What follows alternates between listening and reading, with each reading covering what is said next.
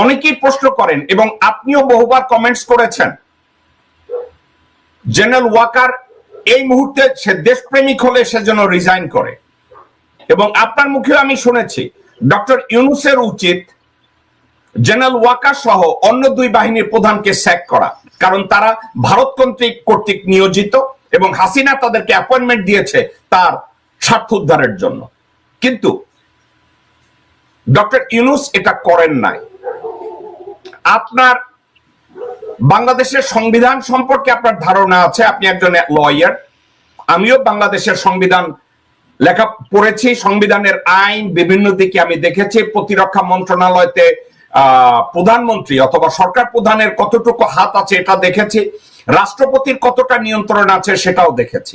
সার্বিক আলোকে আমি আমার টকিং পয়েন্টে যেটা বলেছি যে পুরাতন সংবিধান এবং পুরাতন সংবিধানের পরিবর্তন এবং চুপ্পুর অপসারণ নিজের স্বার্থে জেনারেল ওয়াকার চাননি। এই কথাটাকে আপনি কিভাবে মূল্যায়ন করবেন অ্যাডভোকেট মামুন? দেখেন, আপনি সুন্দরভাবে প্রশ্নটা উপস্থাপনা করেছেন। আমি দুইটা বিষয় বলতে চাই আইনের দিক থেকে এবং ডক্ট্রিন অফ নেসেসিটি। আমাদের বাংলাদেশে এখন দুইটা জিনিস চলছে। বিশেষ অবস্থায় ডক্ট্রিন অফ নেসেসিটি ম্যান্ডেট পেয়ে গেছে। এখন যদি ডক্টর ইউনূস বলে যে এখন বিশেষ অবস্থায় এজ এ হোম মিনিস্টার, আপনার ডিফেন্স মিনিস্টার চার্জের থেকে উনি যদি তাকে সেট করার প্রয়োজন মনে করে, রাষ্ট্রপতি ওখানে অনুমোদন দেবে, কারণ আগের সংবিধানেও তাই আছে, যে কোনো প্রস্তাবকে সে না করতে পারে না। তারপরে যদি সে অ্যাড করে বিশেষ অবস্থায়, যেন সংবিধানে এরকম কোনো অন্তর্বর্তীকালীন সরকার নাই, যেহেতু সুপ্রিম কোর্টের প্রধান বিচারপতি ব্যাখ্যা দিয়েছে ডক্ট্রিন অফ নেসেসিটি আমরা অ্যাপ্লাই করব, তা আমার মনে হয় উনি যদি অ্যাপ্লাই করে দুজনকে ফায়ার করতে পারেন, চুপ্পুকেও ফায়ার করতে পারেন এবং আপনার ওয়াকারকেও, এবং তার সাথে আরো যে দুই বাহিনী সে যাকে যাকে মনে করে। সবচেয়ে বড় কথা, তার সাথে সমগ্র জনগণ আছে, ওয়ার্ল্ড ওপিনিয়ন তার পক্ষে আছে। তো এইটা একটা বলা যায় সেমি বিপ্লব। আমার এই লেখার মধ্যে আপনি দেখবেন, আজকে আমি পোস্ট করেছি দীর্ঘ বিরাট লেখা, এখানে এই বিষয়টা উল্লেখ করা হয়েছে। তো কাজেই আমি মনে করি যে লয়ার হিসাবে এবং বিশেষ অবস্থায় একটা পলিটিক্যাল ডিসিশন নেওয়ার ব্যাপারেও, যেহেতু ওয়াকার প্রথম দিনই সবাইকে ডেকে মতামত নিয়েছে, সেটা কিন্তু সংবিধানে ছিল না, সে কিন্তু কাশিম বাজারের কুটির মতো ষড়যন্ত্র করে যেসব পলিটিক্যাল লোকদেরকে এনেছে, সে সিদ্ধান্তটা কিন্তু সে নিয়েছে। কাজে কোনোভাবেই এই ডক্ট্রিন অফ নেসেসিটির মধ্যে যদি আমাদের প্রফেসর ডক্টর ইউনূস যদি সিদ্ধান্ত নেয়, আর সবাই, এখন আমার মনে হয় না বাংলাদেশে তাকে চ্যালেঞ্জ করার মতো কোনো পলিটিশিয়ান আছে, সবাই মনে করতেছে ডক্টর অফ নেসেসিটি। তো আমি মনে করি, আমার ব্যক্তিগত opinion as a politician and as a lawyer, যে ওনার সম্পূর্ণ পাওয়ার আছে এবং উনি যদি অ্যাপ্লাই করে সারা পৃথিবী এবং দেশবাসী থাকবে। আপনাকে আমি যেতে দিচ্ছি না, আমাকে যদি বলেন পুরাতন সংবিধান বহাল রাখা এবং চুপ্পুকে বহাল রাখার বেনিফিশিয়ারি কে এবং কারা? আচ্ছা, এইটার যে বেনিফিশিয়ারি তো অবশ্যই এটার ওয়াকারই বেনিফিশিয়ারি হচ্ছে। আমরা দেখেছি আমাদের যে মানে 1/11 সময়, সেখানে জেনারেল মঈন তো বন্দুকের মুখের থেকেই তাকে যে সব করাচ্ছে সবাই জানে। প্রথমে কেউ হেজিট করতো, বলতো না, বলছে যে সামরিক সরকার সমর্থিত। আর এটা তো ডে 1 থেকেই পরিষ্কার হয়ে গেছে। আর সবচেয়ে বড় কথা, আমি একটা কথা বলি, যখন নাকি সমস্ত ক্ষমতার আধার এই সংবিধানের মতেই প্রধানমন্ত্রী এক ব্যক্তি, ফেরাউনিক পাওয়ার, তো যখন নাকি আপনার ওই যে মধ্যযুগে আপনার লক্ষণ সেন যখন নাকি ইখতারউদ্দিন বখতিয়ার খলজি দ্বারা আক্রান্ত হলেন, এটা জেনে কোনো প্রতিরোধ না করে উনি পালিয়ে যান। তো এখন মানে গণভবন যখন নাকি অরক্ষিত থাকলো এবং সিপাহী এবং জনগণ যখন নাকি ইনডাইরেক্টলি বলেন ডাইরেক্টলি বলেন, জনগণের এই সেমি গণঅভ্যুত্থানের পরে একটা সেমি বিপ্লব বলেন, সেটার সাথে একত্র পোষণ করেছে এবং ওটার পাশে যেটা নাকি সংবিধান চেঞ্জ করেন, যাই কল বলেন, সংসদও তারা দখল করেছে। জনগণ যখন নিজের উদ্যোগে দখলই করে নিয়েছে, তো জনগণের রাষ্ট্রের মালিক হয়ে গেছে। এটা পৃথিবীর ইতিহাসে বিরল, পৃথিবীর ইতিহাসে বিরল।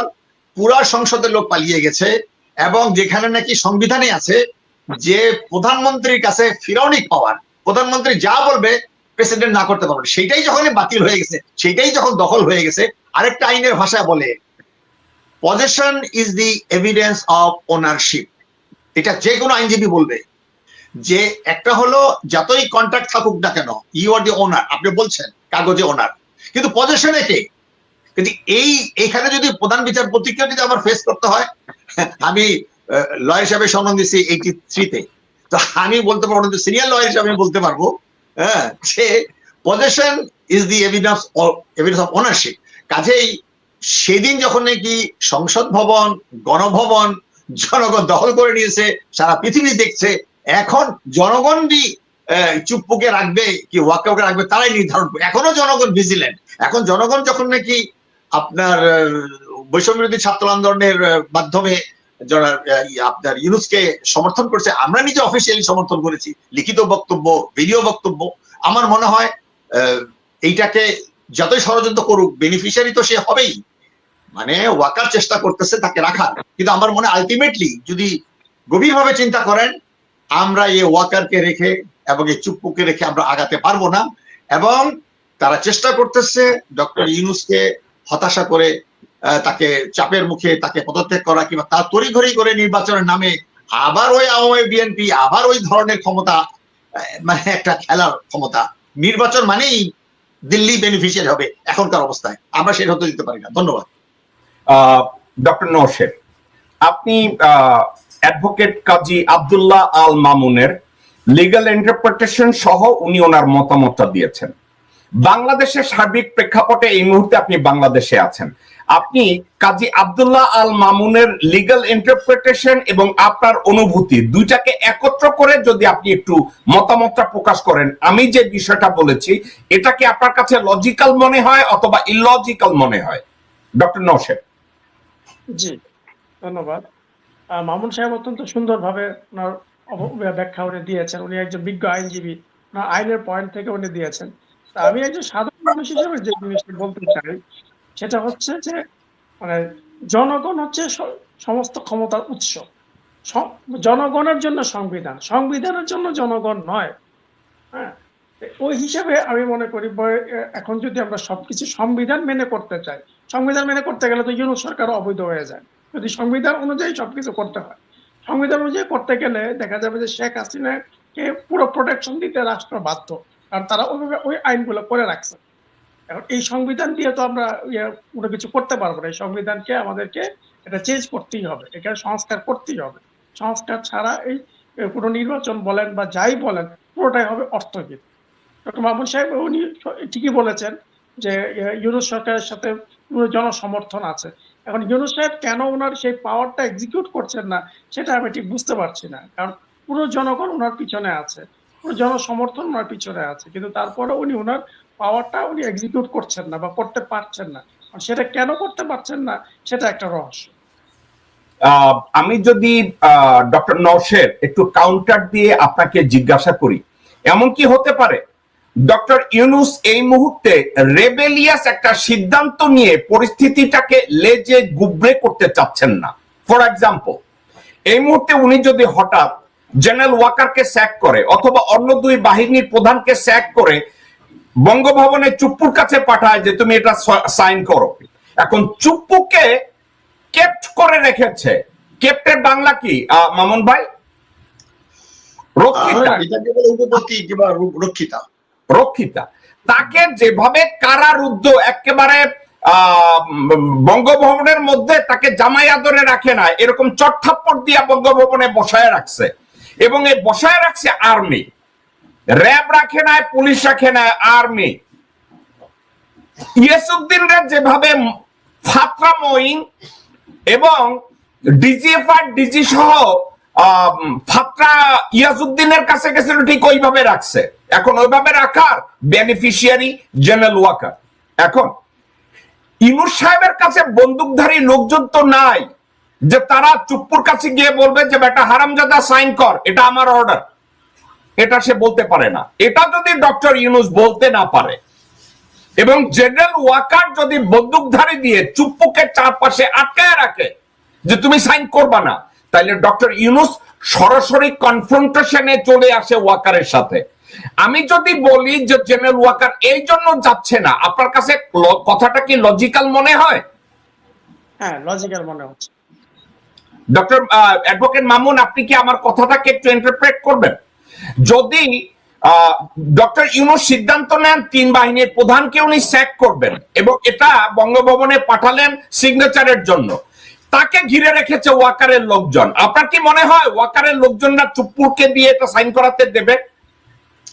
এখন দুটা জিনিস হতে পারে, একটা হলো যে যত দিন যাচ্ছে, একটা কথা আছে hit when iron is red. তো এখন দিনকে দিন আপনি লক্ষ্য করেন যেই 4-5 জন ছাত্র নেতাদেরকে সামনে আনা হয়েছে তাদের সম্পর্কে মিডিয়া যেভাবে এক্সপোজ হচ্ছে যে তারা দুর্নীতি জড়ায় গেছে, তারা মাফিয়া বাংলাদেশ থেকে ডোনেশন নিচ্ছে, হাসান সার্জিন প্রাডো গাড়ি চালাচ্ছে 1,80,00,000 টাকা দিয়ে, এই যে এইগুলো, তারপর মানে এক সময় বলা হয়তো যারা হানি ট্রাপ, এখন আমাদের দেখতেছি এই ইয়াং ছেলেদেরকে মানি ট্রাপের দিকে নিয়ে যাচ্ছে। এবং এইটার ভিতরেও সবকিছু চল কাঠি নাড়াচ্ছে কিন্তু এই ওয়াকারি, এই ছাত্রদেরকে পলিউটেড করা, এই ছাত্রদেরকে কিংস পার্টি বানানো, ডিজিএফআই দিয়ে এগুলো মুভমেন্ট করানো। তো কাজেই এদেরকে অ্যাপ্রোচ করার মতো আমাদের সুযোগ কম, আমি চেষ্টা করতেছি বিভিন্ন ভাবে। তো প্রশ্নটা হচ্ছে যদি আর বেশি দেরি করে, যেহেতু অলরেডি তার মুখ দিয়ে বলানো হয়েছে যেভাবে হোক, ওয়াকার নিজেও বলছিল যে নির্বাচন এই বছরের শেষের দিকে, পরবর্তীতে বিএনপি এবং সবাই চাপ সৃষ্টি করলো, উনিও বললো ঠিক আছে এই বছর শেষে নাহলে সামনের বছরে। কিন্তু আমার মনে হয় এইটা থেকে উনি সরতে পারেন, যে কন্ডিশন হলো পরিস্থিতি। এখন যদি শেষ সময় সে চেঞ্জ করে আগামী 6 মাস, it will be very too late, মানে ক্রুশিয়াল অবস্থা হবে। কাজেই আমার মনে হয় জনগণ এখনো উত্তপ্ত অবস্থায় আছে। অলরেডি গত সপ্তাহে আপনি দেখছেন যে পুলিশ যেভাবে নিষ্ঠুর ভাবে বিরোধী এসছে একটা ছাত্রকে 10-12 জন মিলে পিটাচ্ছে, অমুক করছে, এটা কি শোডাউন করছে দেখাচ্ছে। এই এই এই পুলিশই ছাত্রদের উপরে প্রতিশোধ নিচ্ছে, চাইছে তাই করুন। কাজেই ল অ্যান্ড অর্ডারকে ডিটেরিয়েট করা, প্রতিদিন গুম ঠুম আরো হবে, আরো মার্ডার হবে, এই সমস্ত কিছুর পিছনে হইলো ওয়াকার। কাজে এখন যদি ওয়াকারকে না সরাইতে পারে তাহলে উনি ইতিহাসে দায়ী থাকবেন। কাজে উনি যেহেতু যেই অর্থে হোক না কেন শপথ নিয়েছেন, যে অর্থে হোক না কেন শপথ নেওয়ার পরে উনি আর দায়িত্ব থেকে সরতে পারেন না। আর আমাদের উচিত হলো, যেহেতু আমরা তাকে জনগণ, আমরা তাকে সাপোর্ট করছি, আমরা তার হাতকে শক্তিশালী করবো। আমরা যত বেশি তার হাতকে শক্তিশালী করব, যত বেশি উনি সিদ্ধান্ত নিতে সক্ষম হবে। আমি মনে করি এখানে জ্যাকব মিল্টন সহ যারা যারা ইন্টারন্যাশনালি দেশে যারা নিকটক করতেছে তাদের কনসেন্ট্রেশন ওইদিকে দেওয়া উচিত। ধন্যবাদ। কারা রইল বোকাপাট, কারা রইল বোকাপাট, ভেঙে ফেল রেল পাট, রক্ত জামার শিকল পুজোর ভাষণ বেদি, ওরে ও তরুণ নিশান, ওরে ও তরুণ নিশান, বাজে তোর গলায় বিশাল ধ্বংস নিশান, প্রাচীর প্রাচীর ভেদি, কারা